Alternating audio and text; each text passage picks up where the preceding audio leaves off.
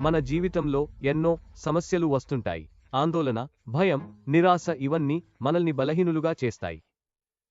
అయితే ఒక ప్రశ్న ఏమిటంటే, ఈ పరిస్థితులలో మనకు నిజంగా సహాయం చేసేది ఎవరు? దానికి జవాబు యేసుక్రీస్తు. ప్రతి మనిషి జీవితంలో సమస్యలు ఉంటాయి. డబ్బు సమస్యలు, కుటుంబ సమస్యలు, ఆరోగ్య సమస్యలు ఇవి మన మనస్సును నింపుతాయి. కొన్నిసార్లు మనం ఒంటరిగా ఉన్నట్లుగా అనిపిస్తూ ఉంటుంది. ఎవరు మనల్ని అర్థం చేసుకోవడం లేదని మనం భావిస్తాం. యేసు ప్రేమ ఇక్కడే. యేసుక్రీస్తు మన జీవితంలోకి వస్తారు.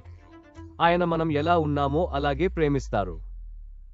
బైబిల్ చెబుతుంది, దేవుడు ప్రపంచాన్ని ఎంతగానో ప్రేమించాడు. యేసు మన తప్పులు చూసి దూరం కాలేదు. అయినా మనల్ని ప్రేమించారు. యేసు సహాయం. మీరు భారంతో ఉన్నారా? యేసు మీకు శాంతిని ప్రసాదిస్తారు. మీరు భయపడుతూ ఉన్నారా? యేసు ఎల్లప్పుడూ మీతోనే ఉంటారు. ఆయన మీకు ధైర్యాన్ని ఇస్తారు. మీరు ఒంటరిగా ఉన్నారనిపిస్తుందా? యేసు మీద నమ్మకం ఉంచితే మనలో ఒక కొత్త ఆశ మొదలవుతుంది.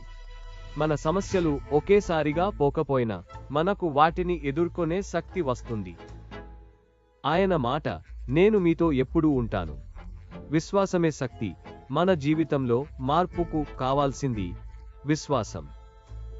ఇప్పుడే నిర్ణయం తీసుకోండి. యేసు మీద విశ్వాసం ఉంచండి. మరిన్ని వీడియోల కోసం సబ్స్క్రైబ్ చేయండి. దేవుడు మిమ్మల్ని ఆశీర్వదించుగాక.